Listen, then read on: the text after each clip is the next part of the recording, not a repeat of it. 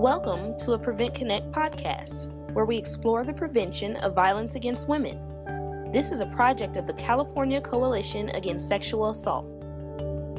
Hi everyone, this is Ashley Klein-Jimenez from Prevent Connect, and I'm here today with contributors and one of the editors actually of a new book titled Perpetrators of Intimate Partner Sexual Violence, a multidisciplinary approach to prevention, recognition, and intervention. Today we're going to specifically be talking about one of the chapters titled Intimate Partner Sexual Violence Prevention with Young People. But before we get started, I'd like to tell you a little bit about our guests. So we have Kat Mineski.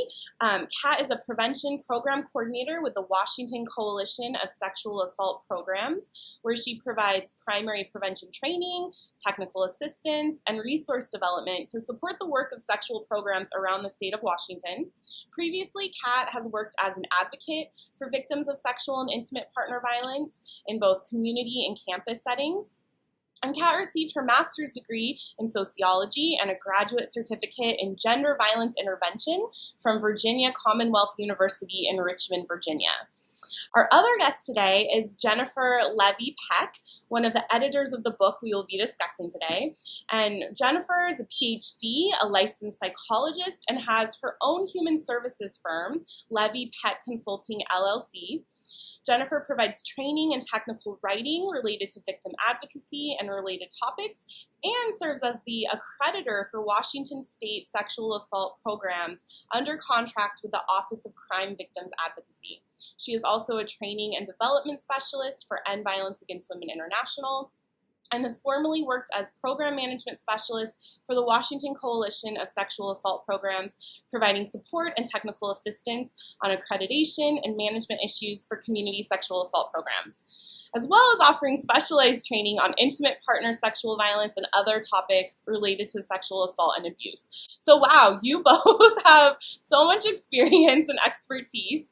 We're so excited to have you. Thank you for taking time out to talk about this really important chapter. How are you today? Good. Thank you for having us. Jennifer and I are really excited. It's actually really sunny here in Washington State today, which is kind of rare, so we're enjoying that.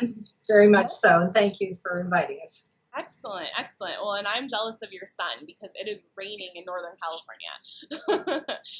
So I'm hoping just to kind of get us started off, if you would give us a little bit of context around the book and how your chapter in particular, Intimate Partner Sexual Violence Prevention with Young People, fits in. Well, I'm going to do a little show and tell with the book itself because it's kind of exciting when, a book takes a couple of years to come to fruition, and it's really exciting when you can hold it in your hand. And it's a book that I'm the second co-editor on with Louise McCormick Plummer and Patricia Easteel, both of whom are in Australia, so that's been an interesting editing process. We co-edited another book on intimate partner sexual violence a couple of years ago that focused mostly on survivors, and we thought that is only telling half the story. So we really wanted to have another volume that focused on perpetration and the prevention of perpetration. We were very lucky because we got some terrific authors from several countries, people like David Adams, Walter de Kesardy, the Reverend Marie Fortune, the team who developed the Shifting Boundaries Prevention Program, Russ Funk, Wandy Bancroft, and many others whose names are probably familiar to some people in this field. And they each came at it with a unique perspective. The book is aimed at professionals in a variety of disciplines, including law enforcement, advocacy, mental health and counseling, the clergy, and any other field really that touches on working with perpetrators, working with survivors, or working with children who may be in those situations. So just to know a little bit more quickly about the book itself, there are 5 parts in the book. The first part is talking about moving the focus to perpetrators and their impact, because we talk a lot about survivors, but there's not a whole lot of research about perpetrators. We look at who these perpetrators actually are, what they're like. Then we look at the strategies that they use for control and the social context of IPSV, intimate partner sexual violence, how they're condoned by society. Then the last section, the one that our chapter is located in, is really practical, and it talks about community prevention and intervention with perpetrators. So we felt that we really had to address prevention issues in order to have a comprehensive book. And if you're going to talk about prevention, you want to talk about young people. Absolutely. Well, thank you so much for giving us an overview of the book. I mean, it sounds like such an important addition to this conversation around perpetration that sometimes is missing from conversation that we have and is clearly a really important piece. So thank you. So for those who may not be super familiar with the term intimate partner sexual violence, can you explain a little bit about what you mean by that? Yeah, definitely. You'll hear us refer to this as IPSV also, and it really is to represent the sexual violence that occurs in the context of a relationship. Sometimes this can be missed or overlooked when we're speaking just about intimate partner violence or teen dating violence. And then in the context of our chapter, it was really important to make sure that we represented the entire spectrum of sexual violence that occurs between casual hookups all the way to long-term relationships. Great. And so you're saying that IPSV, so a lot of times we talk about intimate partner violence or teen dating violence, and then we talk about sexual assault. But really, these things overlap in many cases, right? And so can you give us a little bit of understanding of how intimate partner sexual violence or IPSV is showing up in the lives of young people? You made a really good point about the overlap, the intersection of those two fields. And sometimes I think we don't look at this particular issue as closely as we might because it doesn't fall squarely within either domestic violence or sexual assault, traditional sexual assault programming.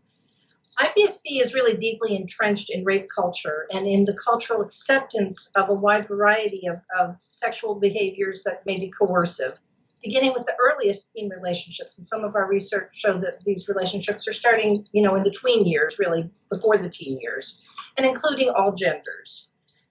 We looked at one study, for example, from the United Kingdom that talked about the ways these behaviors show up in relationships. It might look like threatening to end the relationship, or saying, if you loved me, you would do this, or accusing a partner of being immature if they don't want to participate in some sexual activity that they're not willing to participate in, using fear tactics, or even violence itself, of course. It also can just show up as pressure to comply with sexual demands or to have sex with a partner, and that can be deeply rooted in the peer culture. While most young people don't define it this way, they don't see it this way, it is sexual assault, and it has all the behaviors that we see in other kinds of sexual assault, from verbal harassment to rape. It's often one component of a controlling abusive relationship, and that relationship might or might not include physical violence, and that's true for adult relationships, and it's also true for teen relationships. I think, as we kind of expand our understanding of what sexual violence is and how it looks in relationships, I feel like so many more people can relate to those experiences, unfortunately, right? And can see their own stories kind of fitting into these different ways that sexual violence shows up in an intimate partner relationship.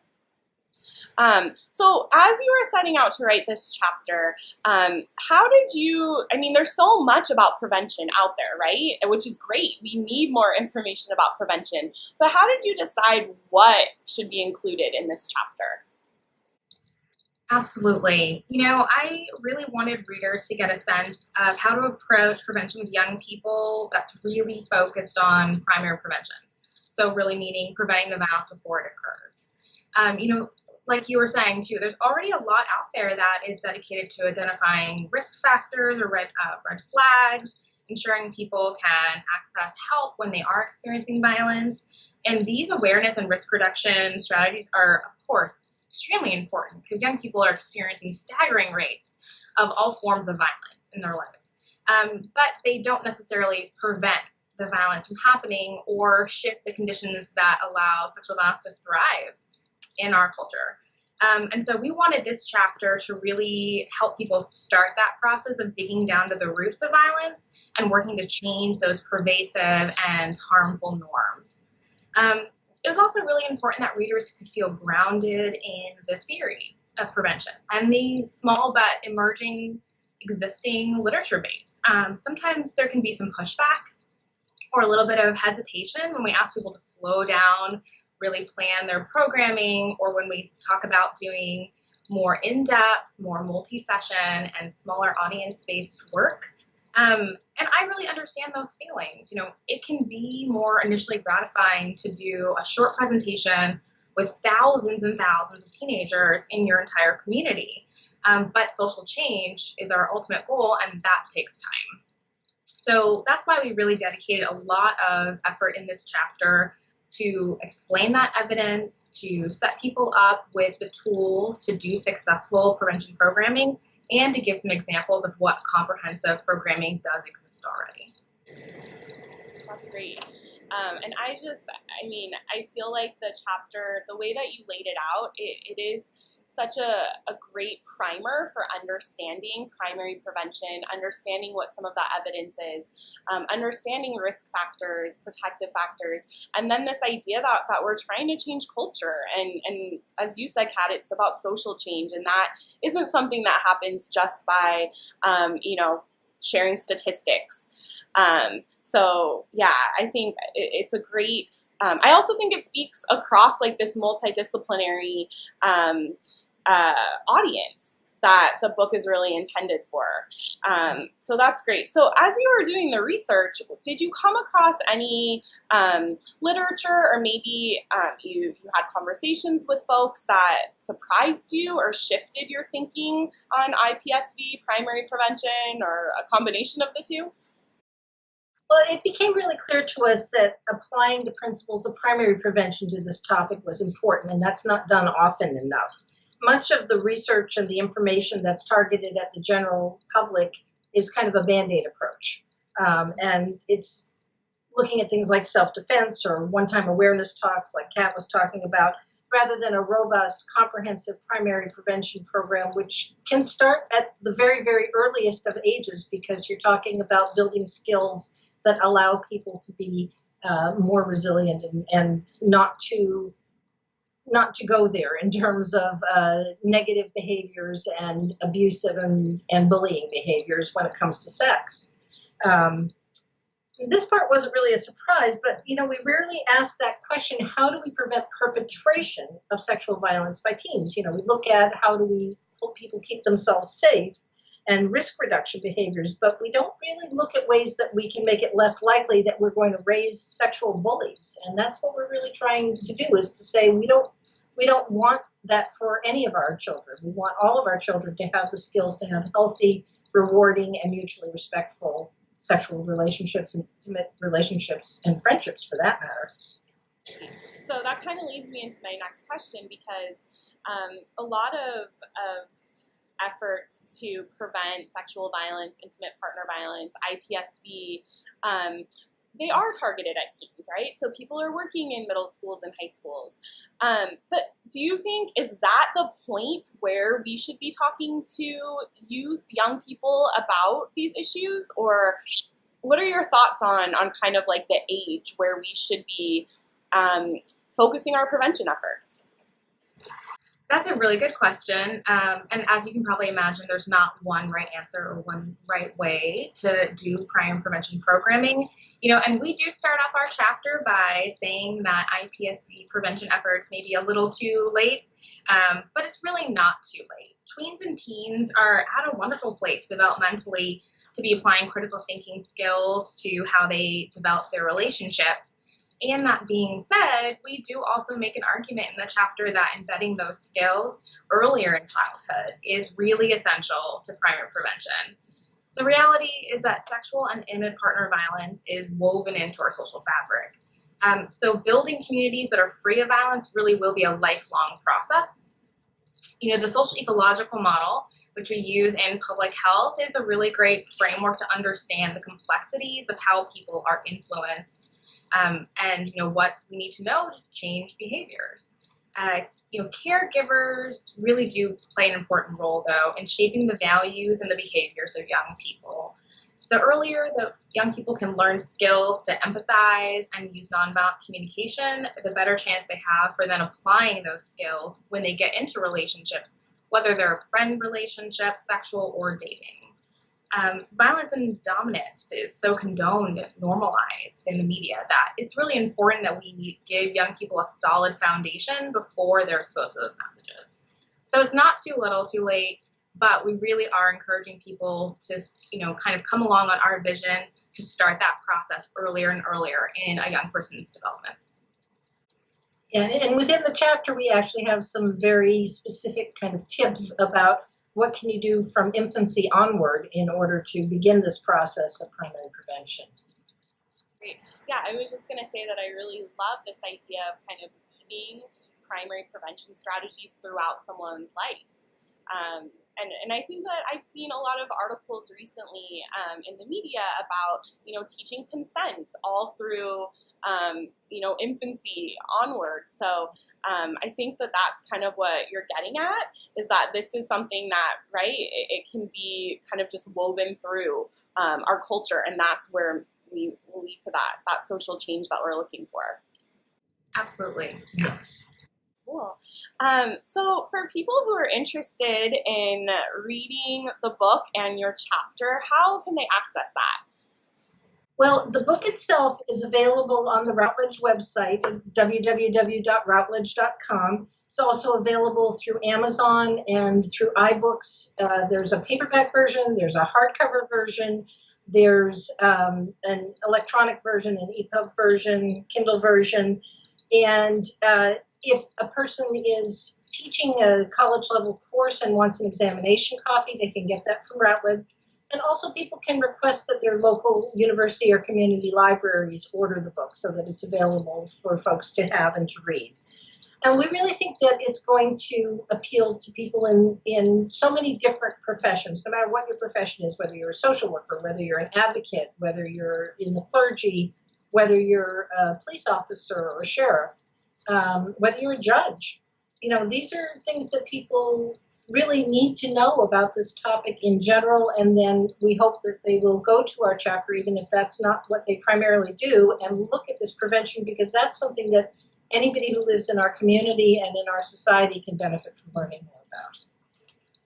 Great. Well, we will for sure put a link to where folks can access the book. And I love kind of ending on that note that prevention is really, it takes all of us, right? We all have a role to play in preventing intimate partner violence, sexual violence, intimate partner sexual violence.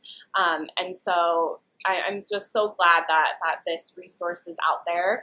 And thank you both for taking time to talk with us in the Prevent Connect community. I'm just so thankful for the work that you're doing. So thank you. Thank you. Thank you for this opportunity.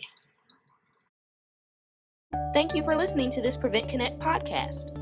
Prevent Connect is a project of the California Coalition Against Sexual Assault, with funding from the Centers for Disease Control and Prevention. The views presented on Prevent Connect are not necessarily the views of the United States government, the CDC, or CalCASA.